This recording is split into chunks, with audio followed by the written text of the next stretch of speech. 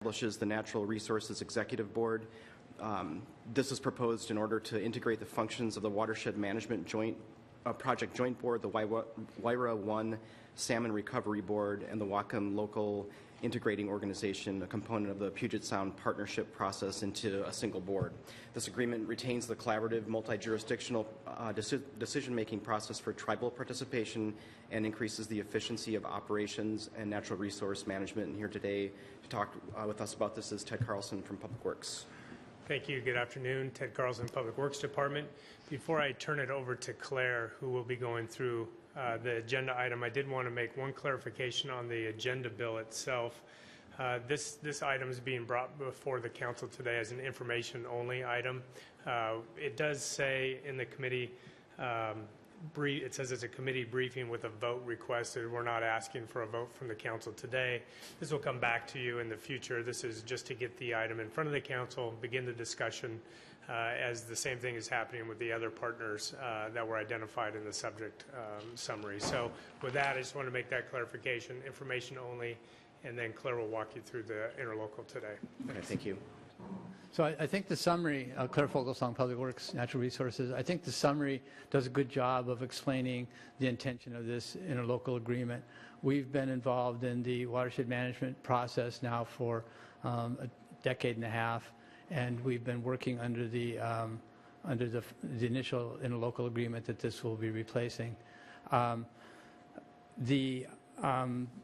The process as it is now is not confusing, but there's a lot of moving parts. This will hopefully bring some of those moving parts under one umbrella, if you will. The reason this was on your agenda as a decision, as a recommendation, basically, was that there was a process that we all set up with our counterparts, the other members of this interlocal agreement. And we had a schedule set out for when we would be taking this to the joint board, which the mayor sits on, and that was March 31st of this year. One of our members, the county, wasn't able to get it on their agenda, and we found out about that a couple weeks ago for tomorrow. And so the whole package won't be ready by the 31st. So we're looking at bringing that back sometime before July. I think it was the 28th is the next joint board meeting, and we'll have a revised and completed ILA to put before you then for recommendation for approval. I received this afternoon some comments from Skip Richards through Michael Lilliquist. I've seen these comments, several of them before. They have to do with the planning unit, which is also a function of the Watershed Management Act. This agreement, as it is now, I think the one before you, quite a few iterations, assigns the planning unit as an advisory role to the county council. That's a role that the planning unit has been trying to distinguish between that role and their legislative role that was assigned to them under the Watershed Management Planning Act. The ILA, as it stands, it might be a little confusing to the planning unit members that they're not mentioned or not highlighted more. There's another revision that's going around now that has a very specific language that says that the planning unit's function is not compromised, not changed at all by this ILA. We're hoping that will satisfy their need for clarity on whether or not this is taking a shot at them or not. It's not. The planning unit role has been fairly consistent throughout this whole thing. There was a hiatus when they weren't meeting, and I don't know if you all, Michael, did you send this all around to everybody, this forward? I think everyone was CC'd on it, and it was rather technical, so now I may have the time to do all the replying on it, but I would like a written reply at some point. Sure. Mr. Richards is a student of this process, and if anybody understands the basic tenets of it, it's him. He has his own special interpretation of some of those facts, And I could reiterate some disagreement that I've had with him in the past to you now, but I won't. I'll take an opportunity to do that later if you're interested in it. This is 37 pages, and some of it's very nuanced. I can address some of those issues fairly quickly, that the staff teams and the process continued to work on agreements that had been made in the past about in-stream flows and setting in-stream flows. And basically, most of the things that Mr. Richards is concerned about, we were authorized to continue to pursue under existing agreements with the former planning unit. So that might even be too complicated for right now. But I'll attempt to clarify some of the main issues, and I'm not going to promise to get into the minutia that he gets into. But I will try to make sure that you understand what our response to his concerns. Okay. Committee members, questions? Council members? In the document under guiding principles, it says, kind of talks about the relationship, but then it says the exact parameters of these relationships have not been clearly defined. So I was just interested in what kinds of things have not been clearly defined. Usually when you make a group like this, it's pretty defined on whose roles are what. Yeah, and I think this has been a work in progress, and it's been very dynamic. Okay. And I think that has also been clarified because of another comment from Skip Richards, actually, previously. And the county responded and made up a new version of this. And we put this package together thinking this was close enough. And typically, when we bring these things to you for a decision or for recommendation, it's with the understanding that there won't be any substantial changes to this, to the language, but there might be some clarification. I think this is a point that would be clarified. So when we get it back before July? Yeah. Okay. Okay, other questions? I just want to speak as a member of the Nooksack Indian tribe and express appreciation for our tribe and the Lummi Nation's involvement in this. My personal feeling is that not enough community members really understand the work of our tribe's natural resources departments and all that we're doing for proper water quality assessment and evaluation. And so I love that we get to be a part of this, and I hope these relationships will continue as we all understand how to take care of the waterways all the way to our drinking water. Mayor. I don't have a chance to say this often, but this is one of the pieces of legislation that I helped write at the state level. So I'm truly aware of the intent and purposes of it.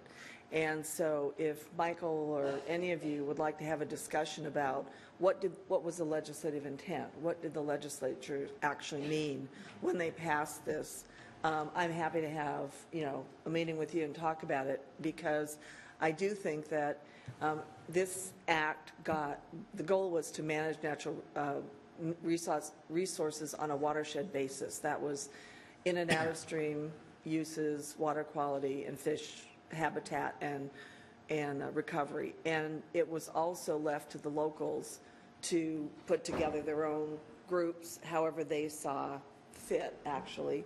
And Whatcom County did it in a very unique way.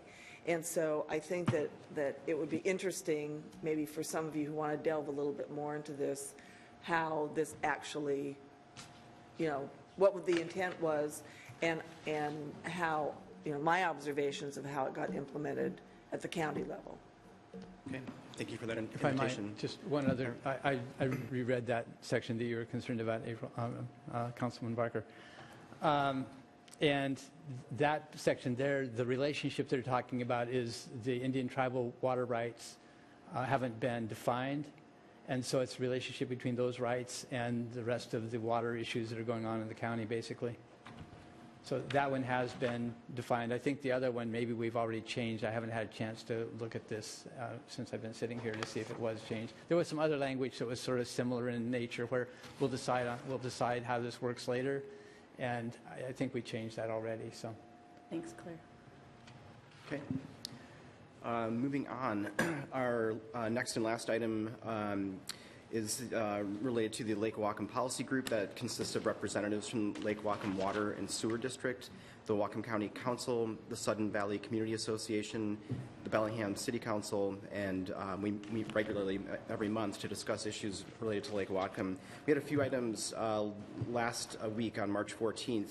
It's on page 46 of the packet here. Number one was the discussion of our annual joint councils and commissions meeting draft agenda. So that group will be meeting here in council chambers this Wednesday, the 23rd at 6 o'clock reception, 6:30 meeting. A few things we discussed last week related to that were the focus on a presentation of the Lake Whatcom Management Program 2015 Progress Report, and also an update on state activities regarding funding and programming for aquatic invasive species prevention.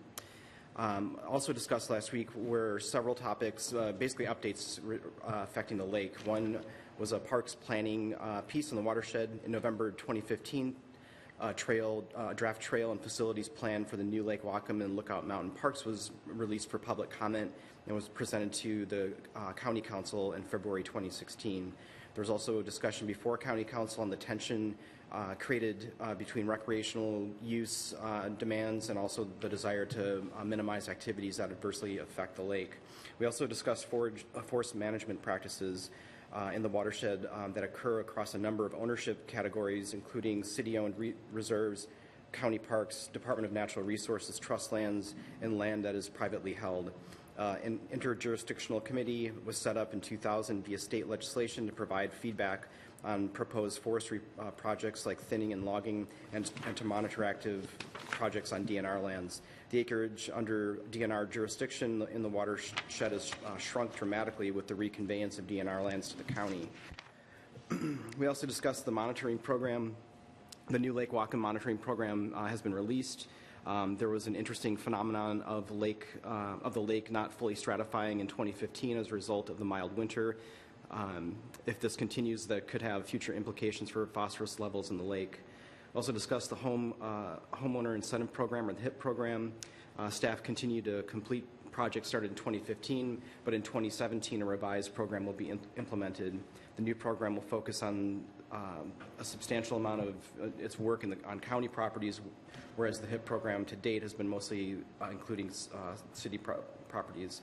We also discussed the Aquatic Invasive Species Program. AIS program is ramping up for the year and is hiring seasonal inspectors. On April 23rd, inspections will begin on Lake Whatcom and Lake Samish. Our next meeting for the Lake Whatcom Policy Group will be April 25th.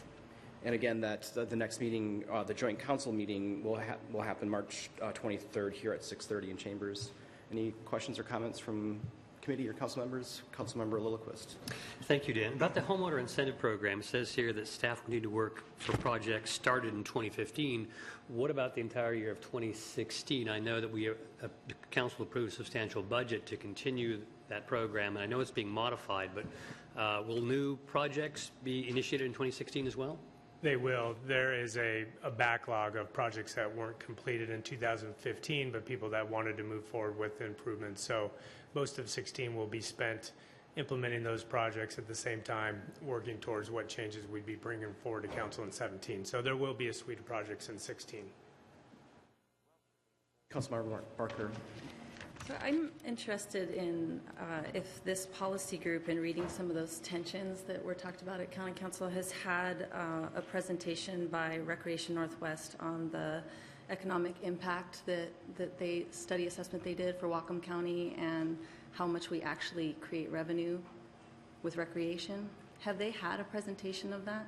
Has County Council had a presentation? The policy group, because I think it'd be really interesting for them to learn about what those benefits are and then the stewardship that comes out of that. Because it's severe right here, severe in a good way. We're 8th in the state for Whatcom County, $705 million in spending. I think the recreation businesses, there's 279 recreation businesses in Whatcom County. That's $508 million in revenue. I mean, it's just really phenomenal that we have this opportunity, and I think it might lessen some of that. So is that something that you can bring forward to ask if they might come? Absolutely, yeah. Okay. I can talk with Mark Gardner about getting that as an agenda item for that policy group. Okay. I think the tension was drinking water supply, Yeah. recreational activities. How do we, maybe keep some of that activity out of the watershed to lessen the impact? Yeah, we already allow motorboats on it, so when I was reading that about accessibility on some of these spaces, it kind of was a little oxymoronic for me. So Right. I'm just saying that I think that we shouldn't discount the economic opportunity there, but then steward. So I think sometimes it's good to have the other side come in and have a chat. I did have one other question. Sure. So again, I'm new to the process and I haven't been involved in this conversation, but when we start talking about policy, and I know we're very directed toward the clean water and the health of Lake Whatcom, but all of these policies can drive up cost of housing as well as the lack of ability to do more affordable housing in that area, which when we talk about integration. So are those conversations had in here of what these policies do whenever they start impacting available lands and the opportunity for all kinds of people to have accessibility to this area? Generally speaking, yes, those conversations have taken place last year. Okay. Specifically to like home affordability for home ownership, that has not really come up. But there's certainly been many conversations around land use policy, but not around affordable housing. Affordable housing. Okay. Any other questions, comments? Okay, end of committee report.